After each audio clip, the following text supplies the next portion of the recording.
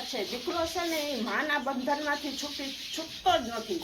માના ઋણમાંથી કોઈ દી છૂટે નહીં. દીકરો છે ને એ બાપના ઋણમાંથી છૂટી જાય ક્યારે?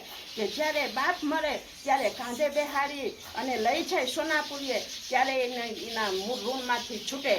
બેનના ઋણમાંથી ભાઈ છૂટી જાય ક્યારે? કે બેનને પરિણાવે અને બેન જ્યારે રક્ષા બાંધતી હોય ને ત્યારે ભાઈ એમ કે બેન જ્યારે તું સાસરે જાઈશ ને ત્યારે હું તારું મામેરું પૂરીશ અને મામેરું પૂરીને હું તારા ઋણમાંથી મુક્ત થાય. એટલે જ હું કહું છું કે માના ઋણમાંથી ક્યારેય ના છૂટો થાય, કારણ કે એના 36 કરોડ રૂવાડાનો કષ્ટ કાપી અને દીકરાનો જન્મ દીધો હોય અને એ દીકરો જ્યારે મોટો થાય, ગવારાવાળો થાય અને એ દીકરો જ્યારે જાકારો દે ને ત્યારે માં નિહાકો નાખી અને લેથી બેસી જતી હોય છે અને માથે નમાવી અને કહે કે વાહ પ્રભુ, વાહ કુદરત, આવા દીકરા કોઈને દેતો